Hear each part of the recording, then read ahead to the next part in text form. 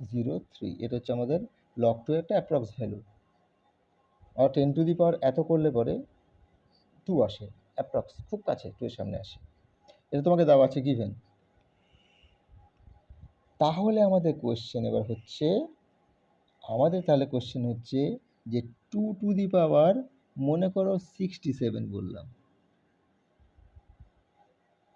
অর্থাৎ 2কে কতবার মাল্টিপ্লাই করতে হবে? 2 ইন্টু 2 ইন্টু 2 ইন্টু 2 ইন্টু 2 করে কতবার? 67 টাইমস করতে হবে।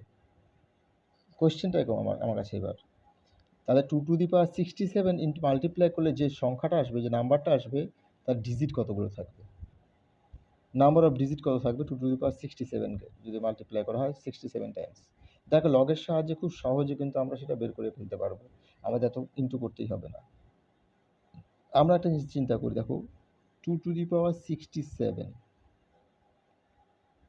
এটার ভ্যালু আমরা জানি না, তাহলে আমরা কি করতে পারি? আমরা লগ বসিয়ে দিচ্ছি এটাকে। আমরা মনে করছি লগ অফ 2⁻67, বেস কিন্তু 10 আছে, মনে রাখবে। যদি এটা থাকে তাহলে আমাদের কত হওয়া উচিত?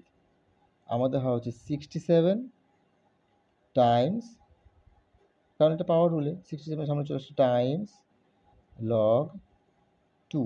বেস 10টা লিখলাম, না লিখলাম কোনো অসুবিধা নেই। আমাদের দেখো লগ 2 এর ভ্যালু দিয়ে দেওয়া আছে, তাহলে 67 ইন্টু লগ 2 এর ভ্যালু 0.30103। এটাকে মাল্টিপ্লাই করলে আমাদের কত আসে? এটাকে মাল্টিপ্লাই করলে আমাদের মোটামুটি চলে আসে হচ্ছে 20.16901। এখান থেকে আমরা কি বুঝতে পারি? এখান থেকে দেখো আমরা বুঝতে পারবো যে কতগুলো ডিজিট আছে। অর্থাৎ তুমি যদি মনে করো 2⁻67কে মাল্টিপ্লাই করো, তাহলে তার কতগুলো ডিজিট থাকবে, নাম্বার অফ ডিজিট, সেটা আমরা এখান থেকে দেখে বুঝতে পারি। এবং আমি লজিকটা পরে বলছি। দেয়ারফর নাম্বার অফ ডিজিট হবে, নাম্বার অফ ডিজিটস, এখানে কত আছে আমাদের হোল পার্টে 20, তার থেকে 1 বাড়িয়ে দাও, 21 ডিজিটস হবে। এখন বলতে পারো কেন?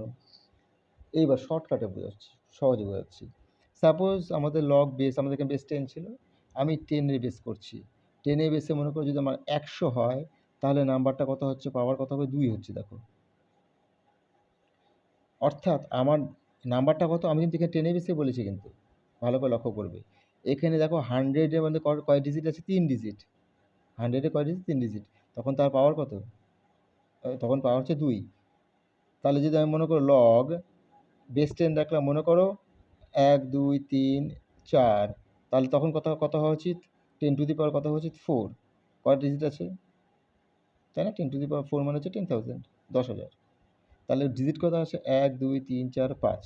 দেখো যতগুলো ডিজিট হচ্ছে তার থেকে পাওয়ার কিন্তু 1 কম।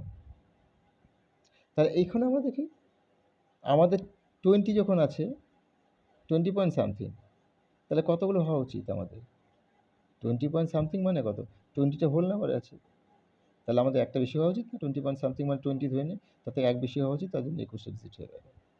তো লগের সাহায্যে আমরা এভাবেই খুব সহজে কোনো একটা নাম্বারকে পাওয়ার মাল্টিপ্লাই করার পরে তার কতগুলো ডিজিট আসতে পারে, আমরা লগের এই রুল বা নিয়মের মাধ্যমে আমরা সেটা খুব সহজেই বার করতে পারি।